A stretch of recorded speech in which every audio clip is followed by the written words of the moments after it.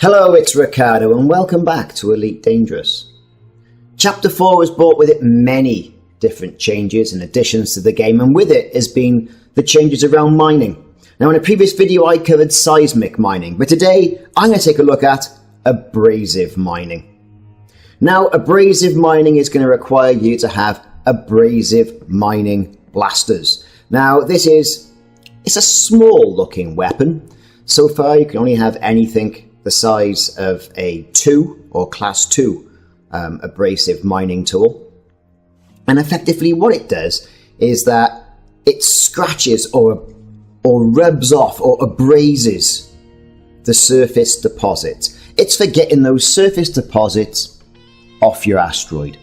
Now, some asteroids will have those surface deposits deposited all over them. Other asteroids will not. We'll have to have them cracked open. But generally, all the asteroids I have seen that have flagged up on the pulse wave scanner once you're in one of these hotspots has surface deposits on it. And then, in which case, it will also have subsurface deposits, which are usually dispersive missiles. And then, you can also crack it open with seismic charges. And then once you've got the seismic charges out there, and then as you'll see later on in this video, you crack in there and you can start chiseling off more and more surface deposits that would have been hidden inside that asteroid's core.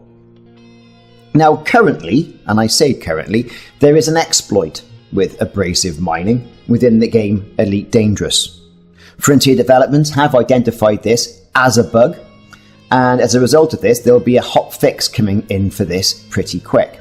Now what this bug or exploit is that if you stack your abrasive blasters, you will get double the amount of materials, which equates to double the amount of money, if you know what I mean, and I'm sure you do.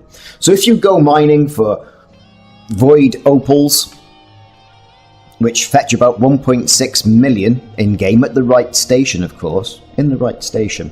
For every surface deposit you blast off with your abrasive mining blaster, you will get double. There it is. If you have 3, you get triple. If you get 4, you get quadruple. Now, there are very few ships that will allow you to stack what with your defensive weaponry, your seismic charges, your displacement missiles, and then your more than 3 or 4 abrasive mining blasters. I mean, you're looking at something like an Anaconda, really. It'll get all the things in there.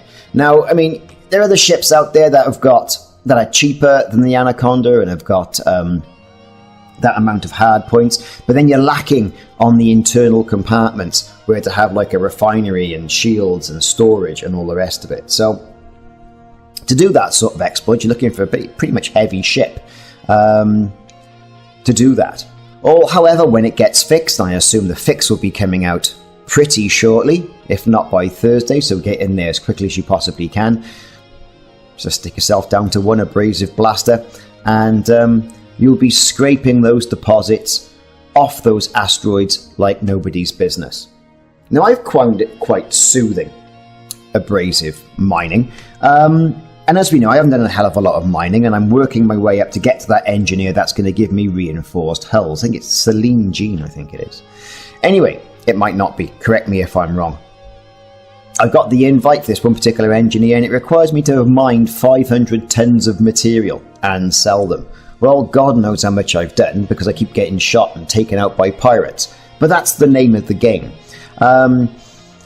These mining hotspots, these mining sites in rings, I mean, they've been in game for ages. This is just a different mechanic to get in there and allow you to get these materials.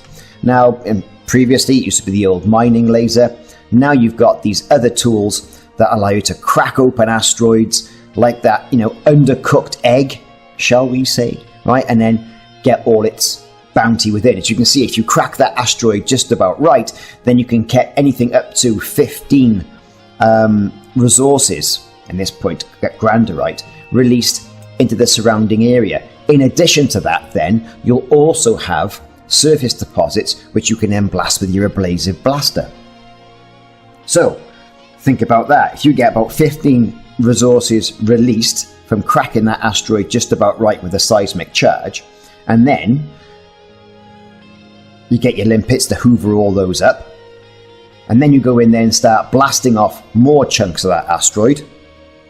You could be in for quite the payday. Or as the miners say, you've hit pay dirt. Anyway, all that aside, it can be quite rewarding. As long as you remember, I've got quite a decent bit of material that I've mined and refined. Let's get to a station before some cheeky pirate comes around and takes it all off me. So far, I have been mugged off by pirates and shot in the traditional method. Someone's taken my canopy out. I've had hatchbreaker limpets fired at me as well. It's been, quite a cacophony, you could say, of attacks that I've been subjected to, which has been quite good, so it's been quite random. Of course, you have all the hassle of going around and trying to spot those asteroids.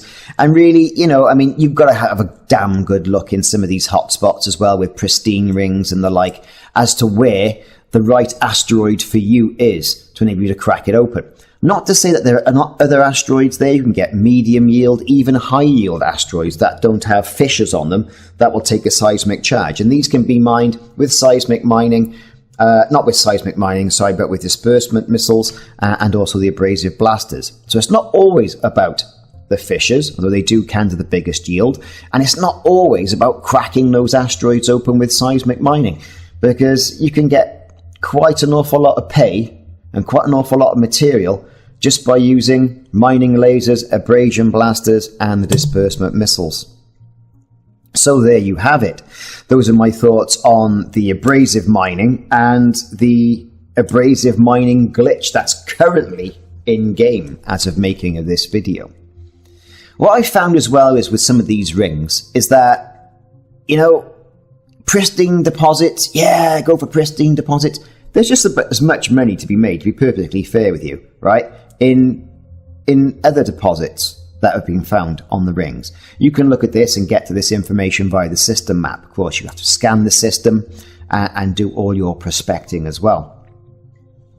Granderite, pretty large amount of money to be made for that. It's not all about the opoid or void opals or low temperature diamonds. Yes, they're lucrative, but a lot of money can be made from other materials in game as well. Limpets. Let's talk about limpets. Now, I usually class limpets as a necessity when you're mining. It takes out all the hassle of you flying around and scooping up all those materials in the old cargo hatch. Let the technology do the work for you, and that suits me fine. What I found as well is some limpets will collect the items, come back and expire. Some limpets will just sit there collecting the materials back and forth automatically, which I think is jolly decent of them, and you can see in an anaconda that I fitted out for this demonstration. I've since sold that because it cost me an absolute arm and a leg, and you know what? The Python suffices.